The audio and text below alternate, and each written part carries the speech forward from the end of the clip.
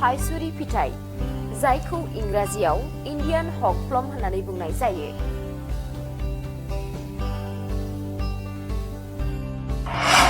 थाइसुरिया जोंनि जायगायाव मोनफ्लेनाय जाथोसे फिथाइ। थाइसुरि होननानै बुङोब्ला जोंनि खुगायाव गोदै गोखै गोफानि गोरोबफ्लेनाय थावनाय फैयो। थाइसुरिया गोबां मुलियारि गुन गोनां फिथाइ। फोथायनाय जायोदि थाइसुरि फिथाइनि अनगायैबो बिफांनि बिखं आरो बिलाइफोरखौ आयुर्वेदाव मुलियारि थांखिनि थाखाय बाहायनाय जायो। थाइसुरि फिथाइया भिटामिन सि आरो आयरननि मोनसे मोजां फुंखा। मुंदांखा निउट्रिनिस्ट आरो कलमनिस्ट कविता देबगननि बायदिब्ला थाइसुरिया भिटामिन सि जों बुंफबनाय। बे फिथाइनि 100 ग्राम बाहागोआ 46 मिलिग्राम भिटामिन सि होयो। बबेखानि जोंनि देहायाव सानफ्रोमबो भिटामिन सिनि गोनांथिया खमैबो 50 निफ्राय 60 जौखोन्दो नांगौ जायो। भिटामिन सिनि अनगायैबो गोबां बिबांनि आयरन, माखासे केलसियाम, केर'टिन आरो भिटामिन बि दङ।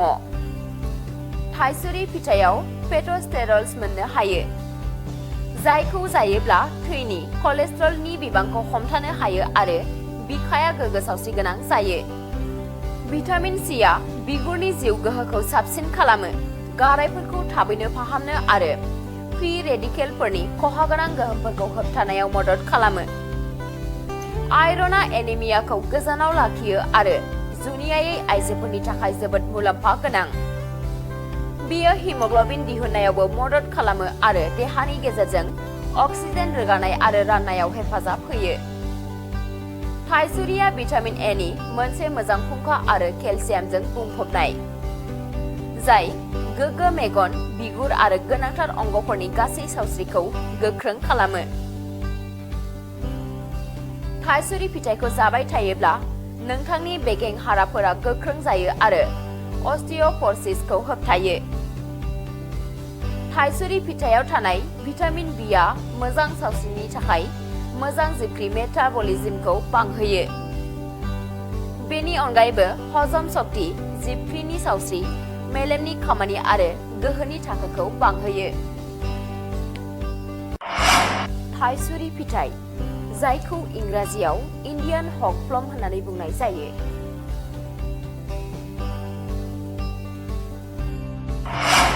थाइसुरिया जोंनि जायगायाव मोनफ्लेनाय जाथोसे फिथाइ। थाइसुरि होननानै बुङोब्ला जोंनि खुगायाव गोदै गोखै गोफानि गोरोबफ्लेनाय थावनाय फैयो। थाइसुरिया गोबां मुलियारि गुन गोनां फिथाइ। फोथायनाय जायोदि थाइसुरि फिथाइनि अनगायैबो बिफांनि बिखं आरो बिलाइफोरखौ आयुर्वेदाव मुलियारि थांखिनि थाखाय बाहायनाय जायो। थाइसुरि फिथाइया भिटामिन सि आरो आयरननि मोनसे मोजां फुंखा। मुंदांखा निउट्रिनिस्ट आरो कलमनिस्ट कविता देबगननि बायदिब्ला थाइसुरिया भिटामिन सि जों बुंफबनाय। बे फिथाइनि 100 ग्राम बाहागोआ 46 मिलिग्राम भिटामिन सि होयो। बबेखानि जोंनि देहायाव सानफ्रोमबो भिटामिन सिनि गोनांथिया खमैबो 50 निफ्राय 60 जौखोन्दो नांगौ जायो। भिटामिन सिनि अनगायैबो गोबां बिबांनि आयरन, माखासे केलसियाम, केर'टिन आरो भिटामिन बि दङ। थाइसुरि फिथाइयाव फेट'स्टेरल्स मोननो हायो, जायखौ जायोब्ला थैनि कलेस्ट्रलनि बिबांखौ हमथानो हायो आरो बिखाया गोग्गो सावस्रिगोनां जायो। भिटामिन सिआ बिगुरनि जिउ गोहोखौ साबसिन खालामो, गारायफोरखौ थाबैनो फाहामनो आरो फ्री रेडिकेलफोरनि खहागोनां गोहोमफोरखौ होबथानायाव मदद खालामो।